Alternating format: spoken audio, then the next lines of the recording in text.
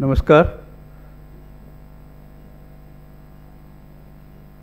मंचावर उपस्थित सर्व मान्यवर,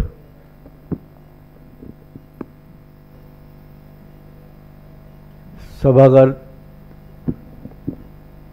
सर्व मान्यवर, शरद पवार इन्स्पायर फेलोज आणि बंधू भगिनींनो, आताच आपण शरद पवार इन्स्पायर फेलोशिपच्या माध्यमातून, या कार्यक्रमाच्या माध्यमातून गेल्या 3 वर्षात केवढं मोठं काम झालेलं आहे त्याचा परिचय करून घेतला. कृषी क्षेत्रात, शिक्षण क्षेत्रात, साहित्य क्षेत्रात आणि अर्थातच सुप्रियाताईंनी आपल्याला सुरुवातीला सांगितलं की महिलांच्या सबलीकरणाच्या क्षेत्रात आता जे होऊ घातलंय, मला असं वाटतं की आपल्या विकासाच्या ज्या कल्पना आहेत, म्हणजे एक आपण म्हणतो की आपल्याला प्रगती करायची, हिंदुस्थान एक विकसित राष्ट्र म्हणून पुढे आलं पाहिजे, आणि त्याचं जे मोजमाप आहे ते साधारणपणे आर्थिक उत्पन्न, दरडोई आर्थिक उत्पन्न किती, किंवा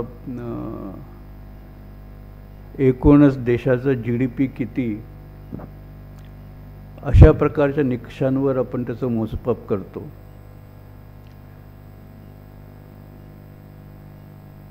नंतर मग हळूहळू ह्युमन डेव्हलपमेंट इंडेक्स पुढे आला. मग त्याच्यामध्ये आर्थिक प्रगतीबरोबर शैक्षणिक प्रगती किती आहे, स्वास्थ्याबद्दल किती प्रगती झाली आहे, याचं पण मोजमाप आलं. मग भूटानसारख्या छोट्याशा देशाने हॅपीनेस इंडेक्स पुढे आणला आणि सर्वांना हे पण वाटू लागलं की हे सगळं जरी झालं तरी मनुष्य आनंदी आहे की नाही, ते पण एक मोजमाप खूप महत्त्वाचं आहे. आणि हे जे एक्सप्लोरेशन आहे की आपण प्रगती करतो म्हणजे काय करायला पाहिजे किंवा काय करतो, याच्यात सुद्धा हे एक इव्होल्यूशन, एका प्रकारचं इव्होल्यूशन चालू आहे. आजच्या युगात, म्हणजे टेक्नॉलॉजीच्या युगात, किंवा आजकालच्या ज्या टेक्नॉलॉजी आहेत त्यांना एक नाव आहे डिसरप्टिव्ह टेक्नॉलॉजीज. डिसरप्टिव्ह हा खरं म्हणजे चांगला शब्द नाही आहे असं मला वाटतं, कारण कुठल्याही प्रकारचं डिसरप्शन एक काही म्हटलं तरी थोडंसं त्रासदायक असतं. मग त्याच्यातनं एक्सपोनेन्शियल प्रगती होते वगैरे सगळं ठीक आहे, पण शेवटी या सगळ्या गोष्टी मानवी जीवनाशी संबंधित आहेत.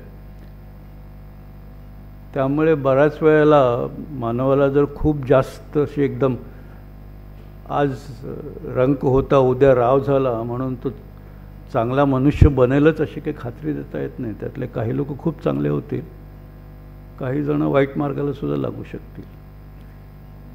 त्यामुळे डिसरप्शन ही पचवायची शक्ती पण निर्माण झाली पाहिजे आपल्यामध्ये. आपल्याला जर एक म्हणजे ह्युमन व्हॅल्यूजच्या दृष्टीने जर पुढे जायचं झालं तर एक सर्वांगीण विचार, सर्वांगीण प्रगती साध्य करता आली पाहिजे. आणि म्हणूनच जेव्हा आपण म्हणतो की विकास साधायचा आहे, तर बऱ्याच वेळेला विकास साधायचा म्हणजे ज्याला आपण म्हणतो ब्रिक मॉर्टर डेव्हलपमेंट, रस्ते बांधणं, शाळा बांधणं, हॉस्पिटल बांधणं, हे महत्त्वाचं तर आहेच. या सुविधा जर नसल्या तर मोठी कठीण परिस्थिती उद्भवू शकते. म्हणून त्या सुविधा असणं ही एक प्राथमिक गरज आहे. पण विकासाची संकल्पना फक्त तेवढ्यापुरती किंवा तेवढ्यावर थांबणं किंवा तिथपर्यंत मर्यादित राहणं हे मला वाटतं अपुरं आहे. आणि याच्यामध्ये म्हणजे ज्याला आपण ह्युमन डेव्हलपमेंट म्हणतो हे मध्यवर्ती असलं पाहिजे.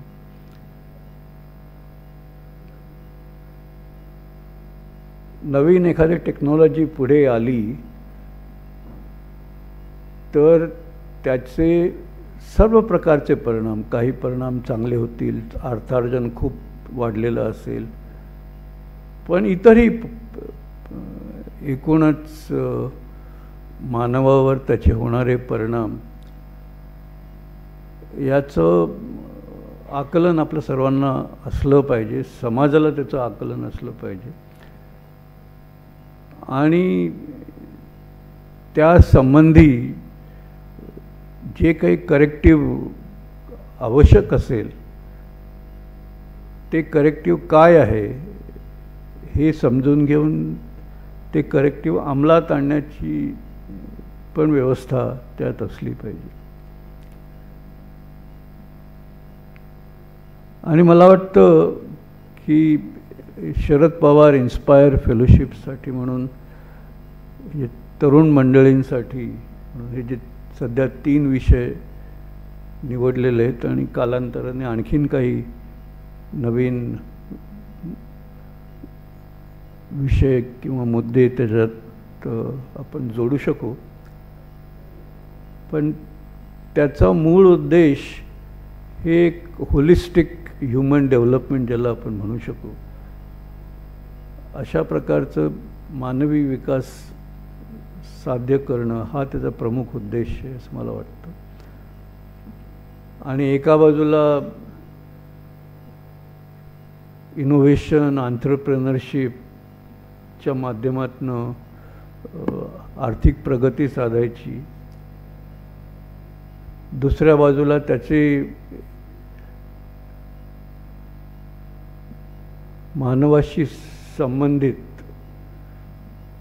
मानवी विचारांशी संबंधित, मानवात परस्पर संबंध त्याच्यात त्या संबंधित जे काही पैलू आहेत त्याचा समाजावर काय परिणाम होतोय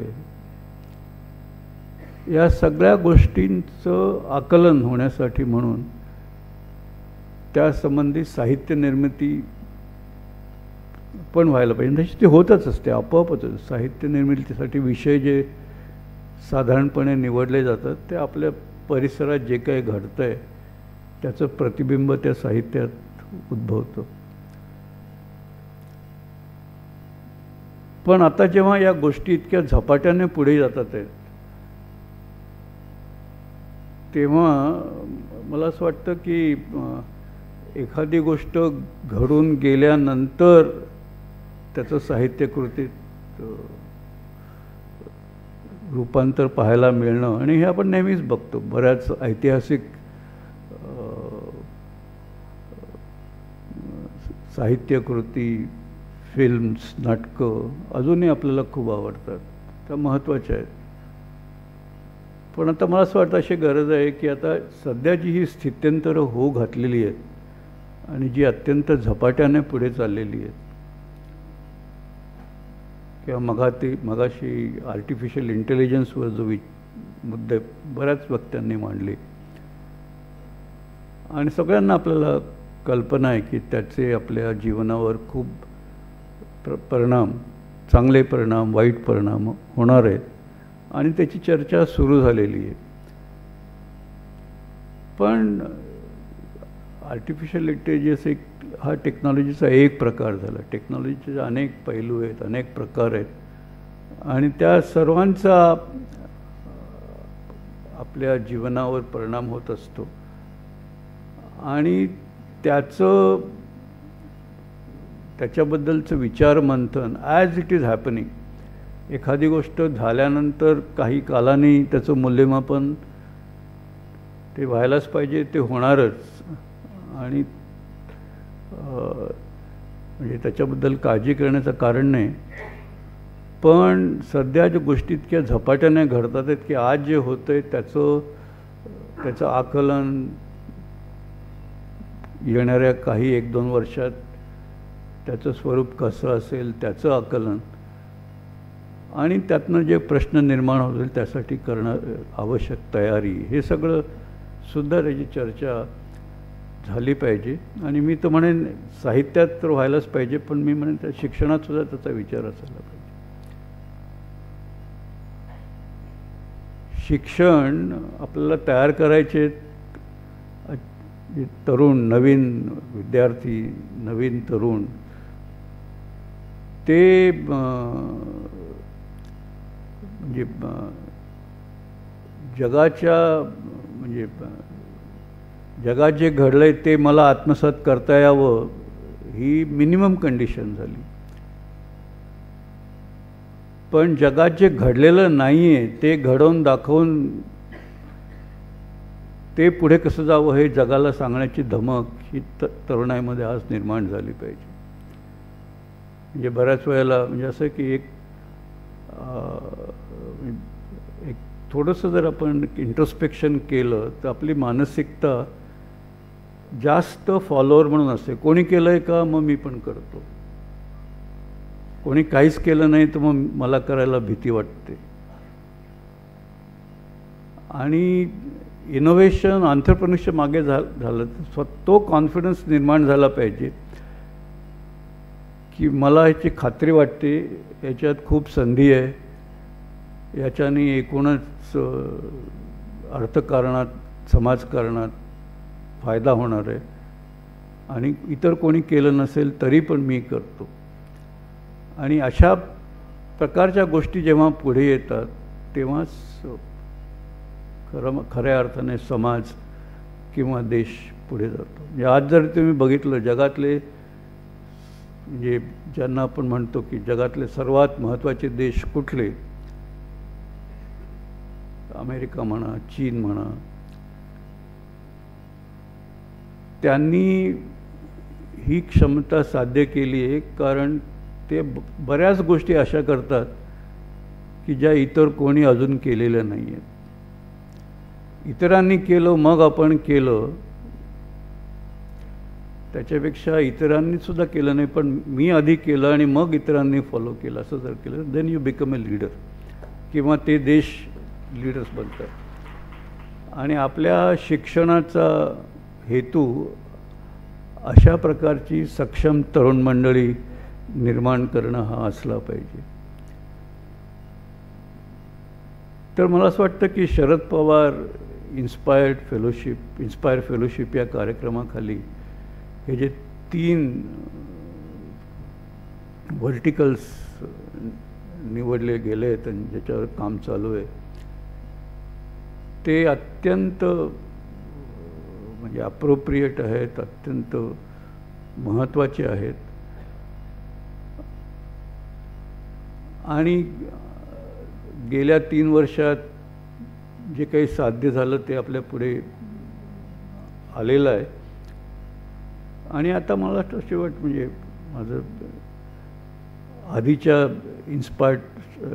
शरद पवार इन्स्पायर फेलो माझा अशी विनंती आहे, असं आवाहन आहे की त्यांनी आपल्या क्षेत्राच्या बाहेर पण जरा बघावं.